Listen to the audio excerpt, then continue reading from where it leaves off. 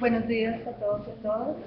Nosotros somos del grupo 5, que nos habla Rosemary Díaz. Nosotros hicimos el análisis del documento de los estándares del currículo de matemáticas en Colombia basándonos en los documentos previos de Rículus y Añez 2008 y Gómez 2007. Nosotros dividimos el documento en fines de educación, vamos a hablar de las dimensiones y cada uno de los componentes de estas, y el último apartado que es de conclusiones. En cuanto a los fines de la educación matemática, nosotros encontramos 4 fines, que son los fines culturales, los fines formativos, que en el documento se encuentran como fines personales, fines políticos y fines sociales. En los fines culturales hablan de una educación básica, masiva y de calidad, y que los estudiantes deben aprender en contexto. En cuanto a los fines formativos, el desarrollo del pensamiento lógico y el razonamiento matemático. Sin embargo, fueron cuestionados porque estas tareas no son únicamente de matemáticas, sino también de otras disciplinas. En los fines políticos, el pensamiento crítico y la toma de decisiones, y en los fines sociales, desempeñarse en un mundo laboral y social. En cuanto a la dimensión conceptual, los componentes de esta dimensión son epistemología o historia, conocimiento y contenidos.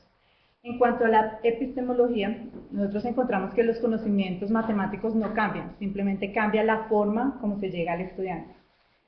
En los conocimientos los dividen en conceptual y procedimental. El conocimiento conceptual hace parte de la teoría, saber qué y saber por qué. En cuanto a lo procedimental, es el actuar, el saber cómo. Y dividen también pues, los 5 pensamientos matemáticos. En cuanto a los contenidos no se evidencian, no son explícitos en ningún apartado del documento.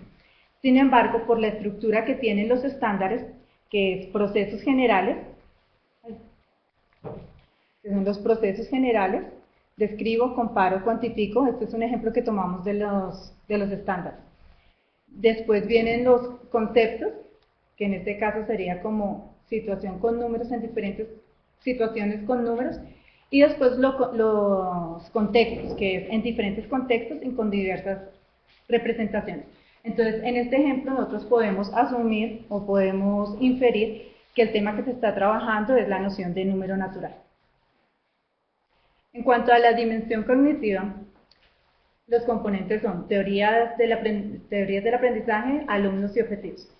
En las teorías del aprendizaje, para definir la noción para definir competencias, se toman en cuenta 2 teorías, que son el aprendizaje significativo y la enseñanza para la comprensión.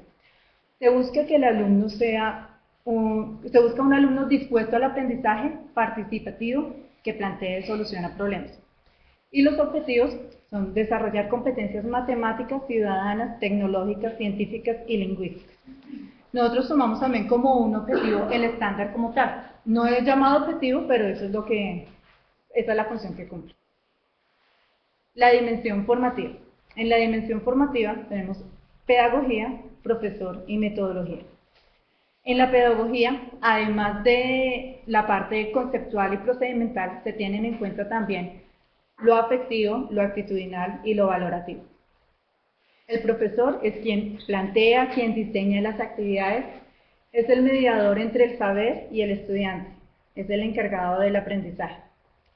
En la metodología no dan una orientación general, dan orientaciones generales. Es importante el papel del docente. No dicen qué hacer, pero sí. No dicen cómo hacerlo, pero sí qué.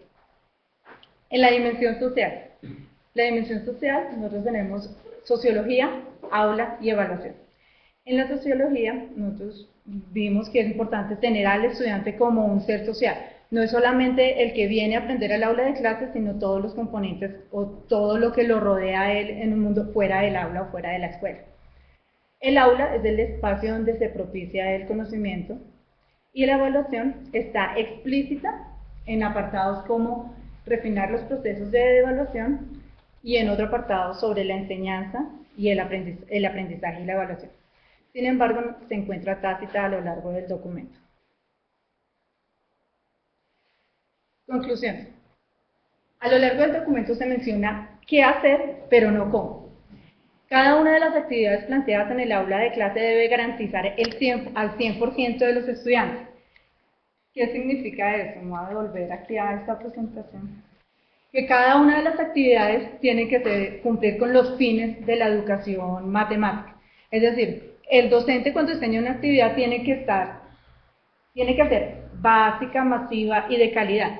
Básica y masiva se está encargando la Secretaría de Educación, que llegue a la mayor parte de población, pero de calidad depende directamente del docente.